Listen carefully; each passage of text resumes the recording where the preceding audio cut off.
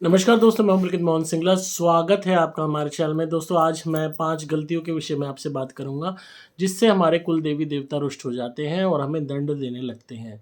दोस्तों, बहुत लोगों के कुल देवी देवता होते हैं, बहुत लोगों को इस विषय में जानकारी होती है, बहुत लोगों को नहीं होती। ये अक्सर जानकारी बड़े बूढ़े ही देते हैं आपको। और अगर आज की जनरेशन की बात करें तो बहुत सी ऐसी जनरेशन है जो गलतियाँ करती हैं और फिर भुगतती हैं।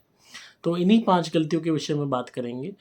पहली गलती ये है कि आप अपने कुल देवी देवता की पूजा कर रहे थे और अचानक आप करनी बंद कर देते हो। अगर जनरेशन्स टू जनरेशन्स पूजा होती आ रही है एंड आप भी एक्टिवली पूजा करते थे और तब आपने अब एकदम से पूजा बंद कर दी तो आपको नुकसान होगा। अगर यह है कि भाई आपके फ़ोरफ़ादर्स करते थे, आपने कभी आज तक नहीं करी, तो बात अलग हो जाती है कि आपने आज तक कभी करी ही नहीं है। पर अगर आपने करी है, आपने आपके पेरेंट्स के साथ आप करते थे या इंडिविजुअली अपनी कैपेसिटी में आप करते रहे हो और अचानक से आपने बंद कर दी ये सोच के कि भाई फ़ायदा नहीं हो रहा या टाइम नहीं है या वो है, तो उससे भी अक्सर ये जो शक्तियाँ होती हैं ये दंड देने पे उतारू हो जाती हैं। अगर बिल्कुल भी नहीं करी है, जिन्होंने भी की है, बड़े बूढ़ों ने ही की है, आपने बिल्कुल भी नहीं करी है, तब सिनेरियो अलग हो जाता है। हालाँकि नुकसान तब भी होता है, बट उस इंटेंसिटी का नहीं होता जितना ज़्यादा तब होता है कि आप एक्टिवली कर रहे थे और आपने फिर करनी बंद कर दी। दूसरी गलती है कि आप कुल देवी देवताओं की जो अ, उनकी शक्ति है उस पे आप विश्वास ना करें और किसी भी तरीके से आप संदेह प्रकट करें, डाउट क्रिएट करें कि भई ये हमें कुछ भी आशीर्वाद दे पाएँगे या नहीं दे पाएँगे या कोई फ़ायदा होगा कि नहीं होगा। आपके मन में अगर एक संदेह का भाव आ जाता है, जो शक्तियाँ होती हैं बहुत ही पावरफुल होती हैं, हर चीज़ समझ लेती हैं। हम ह्यूमन्स बहुत चतुर बनते हैं, हमें बहुत ज़्यादा पता है, हम बहुत समझ रखते हैं, पर ये हाईली एडवांस्ड एनर्जीज़ हैं। मतलब हमारे दिमाग की इमेजिनेशन ख़त्म हो जाएगी, हमारी चालाकी ख़त्म हो जाएगी, सोच ख़त्म हो जाएगी, उसके हम अंदाज़ा भी नहीं लगा सकते, अनुमान नहीं लगा सकते इन एनर्जीज़ की एडवांसमेंट का, इनकी शक्ति का। तो अगर आपके अंदर एक संदेह का भाव इकट्ठा हो रहा है, आप वहाँ जाते हो, कुल देवी देवता के मंदिर जाते हो, पूजा करते हो, उसके बाद आके आपके मन में संदेह प्रकट हो रहा है कि मेरी पूजा लगेगी नहीं या वो उनके बस की नहीं आपको फ़ायदा देना, तो इससे भी कुल देवी देवता रुष्ट होते हैं। और अगर वो फ़ायदा दे भी रहे होंगे, तो देना बंद कर देंगे। अगर थोड़ी भी उम्मीद होगी, तो वो उम्मीद ऑटोमेटिकली वो ही ख़त्म कर देंगे कि जब तुम्हें संदेह है, जब तुम्हें डाउट है, तो फिर तुम्हारा भला कैसे हो सकता है। तीसरी गलती क्या है कि लोग कुल देवी देवता की जो परंपरा चली आ रही है, जिस ट्रेडिशन से आप लोग पूजा करते थे या आपके पेरेंट्स करते थे या फ़ोरफ़ादर्स करते थे, आप उस ट्रेडिशन को फ़ॉलो नहीं कर रहे। आप या तो उसका बिल्कुल उल्टा कर रहे हो या जो भी आप कर रहे हो गलत कर रहे हो। इससे भी शक्तियाँ नाराज़ होती हैं। जो आप ट्रेडिशन फ़ॉलो करते आ रहे हो, जिस भी तरीके की मिठाई, फल या जो भी फ़ास्ट रखना या जो भी जोत जलाना, व्हाटएवर इट इज़, जो भी आप करते आ रहे हो, पर्टिकुलर डे पे जाना, जो भी आप करते आ रहे हो रिचुअल, इन सब के कोई मायने हैं, कोई मीनिंग है, कोई रीज़न है। तो अगर आप उससे बिल्कुल उलट करके अपने जो है सहूलियत के हिसाब से चेंजेस करते हो उस पूजा उपासना में, तो उससे भी कुल देवी देवता रुष्ट होते हैं, उससे भी दिक्कतें आने लगती हैं। चौथी गलती, अगर आपके यहाँ मीट, मांस, अंडा, मछली का सेवन होता है तो इससे भी कुल देवी देवता रुष्ट होते हैं। बहुत से लोग थे, पहले लोगों के पेरेंट्स थे, फ़ोरफ़ादर्स थे, बहुत सात्विक रहते थे, कुल देवी देवता की पूजा करते थे, तो उन्हें फल भी मिलता था, औलाद मिल गई, प्रॉपर्टी मिल गई, हर तरीके से सुख होता, घर में शांति थी। पर अब आगे की जनरेशन ऐसी आ रही है कि वो उनकी फैमिली में कल्चर में मीट मांस का चलन ना भी हो, तो आज के यंगस्टर बच्चे मीट मांस पे उतारू हो जाते हैं। अंडा खासकर सबसे पहली चीज़ फॉर बॉडी बिल्डिंग, फिर मीट, फिर चिकन, फिर बाहर नॉनवेज खा रहे हैं, नॉनवेज वाला पिज़्ज़ा खा रहे हैं। तो आप चाहे बाहर जाके खा रहे हो, चाहे घर में खा रहे हो, दोनों ही अवस्थाओं में कुल देवी देवता का प्रकोप आपको झेलना पड़ेगा।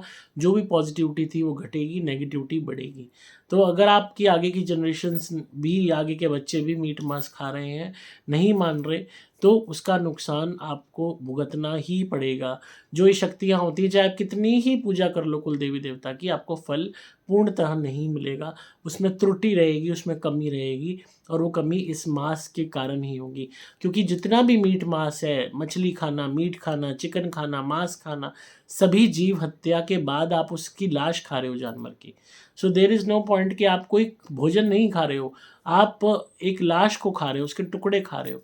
तो वो चीज़ें ऐसी तामसिक चीज़ें, ऐसी नेगेटिव चीज़ें, ऐसी नकारात्मक चीज़ें, ऐसी शक्तियों को पसंद नहीं आती क्योंकि कुल देवी देवता बहुत पॉजिटिव शक्तियाँ होती हैं।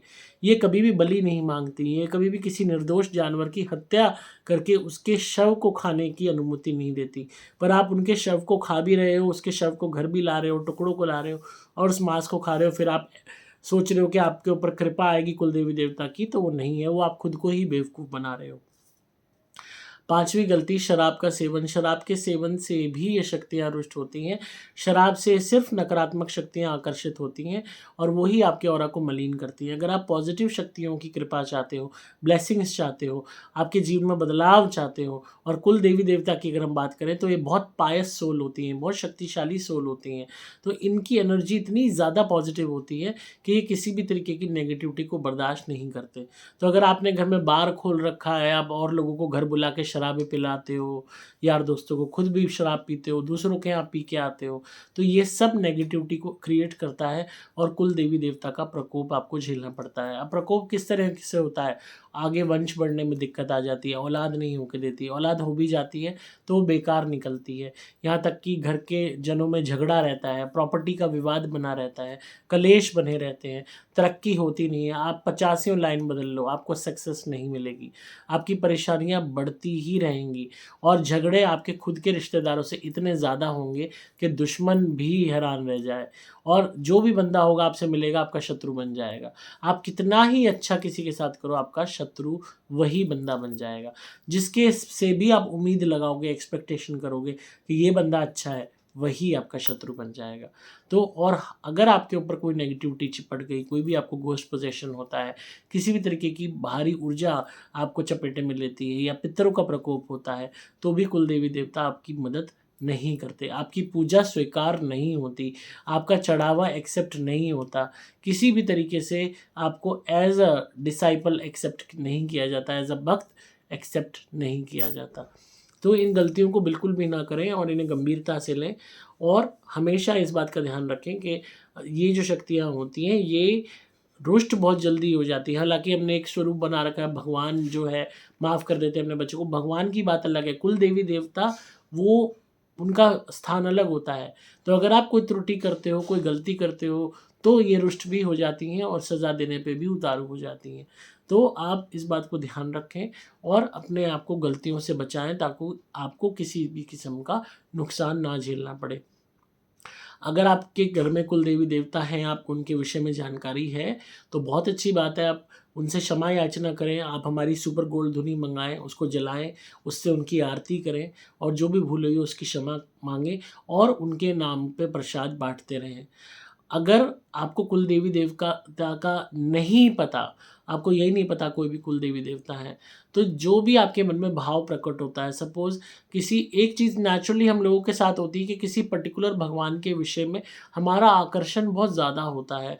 कुछ लोग हैं वो माता दुर्गा के प्रति ज़्यादा उन्हें डिवोशन फ़ील होती है, कुछ है उन्हें हनुमान जी की तरफ होती है, कुछ है उन्हें जो है कृष्ण जी की तरफ होती है, कुछ है अलग-अलग माताओं के स्थान हैं, किसी को माँ काली की तरफ अपनी डिवोशन लगती है कि वो ही मेरी माँ है। तो जहाँ भी आपका मन जो है टिकता है, जहाँ भी आपको लगता है कि हाँ, यहाँ मेरे को शांति मिलती है, यहाँ मुझे लगता है कि मैं छाँव में हूँ, यहाँ मुझे लगता है कि मेरे ऊपर ईश्वर की छत्र छाया है या इनकी पूजा करने से मेरे जीवन में सुख आ रहा है, तो आप उन्हीं को अपने कुल देवी देवता का स्थान भी दे सकते हो और अपने परम ईश्वर का स्थान भी दे सकते हो और उनकी रेगुलरली उपासना करें। उनको हमारी सुपर गोल्ड धुनी का धुआँ दिखाएँ, उनकी आरती करें हमारी सुपर गोल्ड धुनी से, क्षमा याचना करें और कहें कि आप ही हमारे सब कुछ हो, आप ही हमें अपनी छत्र छाया में लो, हमसे जो भी भूल हुई हो हमें क्षमा करो, हमारी रक्षा करो और उनके नाम पे प्रसाद बाँटते रहें गरीबों में। आप देखेंगे कि परेशानियाँ आपकी दूर हो जाएँगी और अगर आपको अपने कुल देवी देवता के विषय में जानकारी है, तो उनकी ही उपासना करें, उनका के प्रति हमेशा आप डिवोटेड रहें, उनकी को प्रसाद चढ़ाते रहें और हमारी सुपर गोल्ड धुनी से उनकी आरती करते रहें। नियमित रूप से ऐसा करेंगे, चीज़ें ठीक हो जाएँगी। जो भी उनमें जो भी त्रुटि आ रही है आपकी पूजा में, जो भी दिक्कतें आ रही हैं, वो दूर हो जाएँगी और कोई भी उनकी नाराज़गी होगी, वो भी दूर हो जाएगी। पर आपको मीट मांस छोड़ना पड़ेगा, अंडा मछली छोड़ना पड़ेगा, शराब छोड़नी पड़ेगी, तभी आपको पॉज़िटिव रिज़ल्ट मिलेंगे। और जो मैंने बताया, बेविश्वासी रखनी नहीं है, हर चीज़ टाइम लेती है। ये कोई ये हम एक्चुअली हम चाहते हैं कि हमने यहाँ पूजा करी, यहाँ हमें फल मिलना चाहिए, ऐसा नहीं होता। हमारे कर्म भी आड़े आ जाते हैं, किस्मत भी आड़े आ जाती है, पास्ट लाइफ के कर्म भी आड़े आ जाते हैं। तो इस बात को समझिए, ग्रह आड़े आ जाते हैं। फॉर एग्ज़ाम्पल शनि ग्रह हमारे पिछले जन्म के कर्मों का फल हमें इसी जन्म में देता ही देता है, तो वो चीज़ें भी आड़े आ जाती हैं और तब हमें फल जब मिलता है तो इसी वजह से उसमें देरी हो जाती है, उसमें कमी हो जाती है, उसमें टाइम लग जाता है। कई दफ़ा फल मिल भी नहीं पाता हमारी गलतियों के कारण, हमारे कर्मों के कारण। तो इसमें शक्तियों का कोई वो नहीं है, हम उनको टेक इट फॉर ग्रांटेड नहीं ले सकते कि मैंने प्रसाद चढ़ा दिया, मुझे कल की कल ये काम हुआ मिलना चाहिए, ऐसा नहीं होता। इस तरीके से दुनिया काम नहीं करती। तो जब आप खुद एकदम से किसी के का काम नहीं कर सकते, तो वो शक्तियाँ तो आपका अगला पिछला सब चीज़ देख रही हैं। आपको याद नहीं है, पर उन्हें पता है कि आपने क्या कर्म किए थे। आपको 2 दिन पहले किया हुआ कर्म याद नहीं है, पर उन्हें आपके पिछले से पिछले ना जाने कितने सैकड़ों जन्मों पहले का किया हुआ कर्म भी मालूम है, ज्ञात है। और अगर वो कर्म बुरा हुआ और उसका उदय अब हो रहा है, तो फल कैसे मिलेगा? फल में वक़्त लगेगा। और अगर कर्म वाक़ई में बहुत बुरा था पिछले जन्म का, जिसका प्रारब्ध का जो बीज है वो फूट रहा है, अंकुरित हो रहा है इस जन्म में, तो फल तो मिलेगा ही नहीं ना। हाँ, आपकी जो पूजा है, उपासना है, उससे आपको शक्ति मिलेगी, उससे आपको आशीर्वाद मिलेगा और हो सकता है कि इस जन्म में आप दुःख भोगो तो उसमें मरहम का काम करे वही आशीर्वाद। आगे वाले जन्म आपके अच्छे हों। तो you can not take it for granted कि नहीं, मुझे अभी इसी रूप में जैसा मैं चाहूँ वैसा ही चाहिए रिज़ल्ट, ऐसा नहीं होता।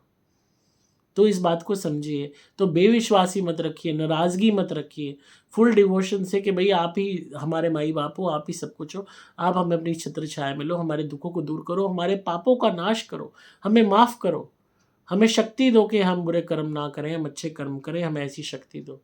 आप हमारी धुनी जलाएँ और इस प्रार्थना को रेगुलरली आप करें, आप देखेंगे बेड़ा पार हो ही जाएगा। तो आई होप आपको आज की वीडियो पसंद आई हो और धुनी मंगाने के लिए आप मोबाइल नंबर 8130331007 पे व्हाट्सएप मैसेज करें। नंबर दोबारा बोल रहा हूँ 8130331007। आपको मुझसे फ़ोन पे बात करनी है तो उसके लिए कंसल्टेशन के लिए भी आपको इसी नंबर पे संपर्क करना होगा व्हाट्सएप द्वारा।